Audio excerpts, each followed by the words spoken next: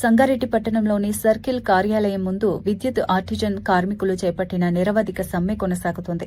తమ న్యాయమైన డిమాండ్ల సాధన కోసం టీవీ ఏఈజేఏసీ ఆధ్వర్యంలో జరుగుతున్న ఈ ఆందోళనకు సీఐటీయూ పూర్తి మద్దతు ప్రకటించింది. సీఐటీయూ జిల్లా సహాయ కార్యదర్శి జి సాయిలు మాట్లాడుతూ రాష్ట్ర వ్యాప్తంగా ఆర్టిజన్ కార్మికుల పట్ల ప్రభుత్వం, విద్యుత్ సంస్థల యాజమాన్యం నిర్లక్ష్యంగా వ్యవహరించడం సరికాదన్నారు.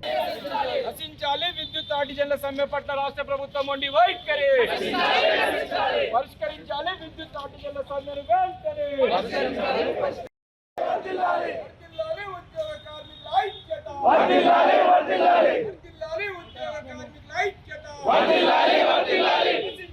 సమ్మె పట్ల రాష్ట్ర ప్రభుత్వం మొండి వైఖరి. పర్మనెంట్ లేకుండా పనిచేస్తూ ప్రభుత్వానికి ఈ తెలంగాణ రాష్ట్రంలో ఉన్న 1,90,00,000 మంది వినియోగదారులకు సేవలు అందిస్తూ ఉన్నారు. ఈ రోజు లేకుంటే రేపైనా మాకు పర్మనెంట్ వేతనాలు రావా? ఈ 51,000 ఉద్యోగులలో మేము 20,000 మంది మీ ఉద్యోగులం కాలేమా? అందుకే కష్టపడదాం, ప్రభుత్వానికి మంచి పేరు తెద్దాం, మనం కూడా రెగ్యులరైజ్ అవుతామని చెప్పేసి ఇన్ని సంవత్సరాల నుంచి పనిచేస్తుంటే పరిష్కరించవలసిన ప్రభుత్వము ఇవాళ బెదిరింపులు చేస్తూ మీకు నోటీసులు ఇస్తామని చెప్పేసి బెదిరించే కార్యక్రమం చేస్తూ ఉంది. ఇది సరైంది కాదు. ఇవాళ విద్యుత్ ఉద్యోగులు చేస్తున్న సమ్మె న్యాయమైన సమ్మె, పరిష్కరించవలసిన సమ్మె, మీరు జోక్యం చేసుకోవాల్సిన సమ్మె.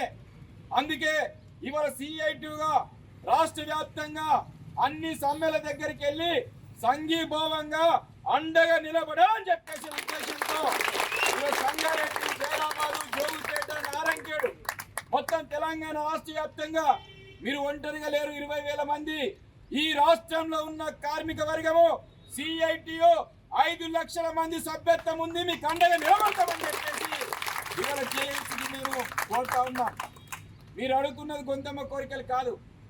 గత ప్రభుత్వం సేవ చేసుకున్నది, గత ప్రభుత్వం మీకు ఉపయోగించుకున్నది, గత ప్రభుత్వం మీకు రెగ్యులరైజ్ చేస్తామని చెప్పేసి అంటే ఒక ముద్దు పేరు పెట్టారు ఆర్టిజన్ అని చెప్పేసి. ఆర్టిజన్ అంటే ఇవాళ వృత్తిపరంగా చేయడానికి అవకాశం ఉంది. మీరు ఈ పద్ధతిలో వస్తే నేను ఆలోచిస్తా, రెగ్యులరైజ్ కోసం ఆలోచిస్తానని చెప్పేసి చెప్పిన వ్యక్తి 10 సంవత్సరాలు పోయిండు, 10 సంవత్సరాలు మాట్లాడలేదు. ఈయన మీకోసం ఆలోచిస్తామని చెప్పేసి మేనిఫెస్టోలో కూడా కాంట్రాక్ట్ కార్మికులకు, అవుట్సోర్సింగ్ ఉద్యోగులకు, రాష్ట్ర వ్యాప్త రంగాల కార్మికులకు కనీస వేతనము, ఉద్యోగ భద్రత కోసము ఆలోచిస్తామని చెప్తేనే ఈ రాష్ట్రంలో ఉన్న అందరి కార్మికులు ఈ ప్రభుత్వం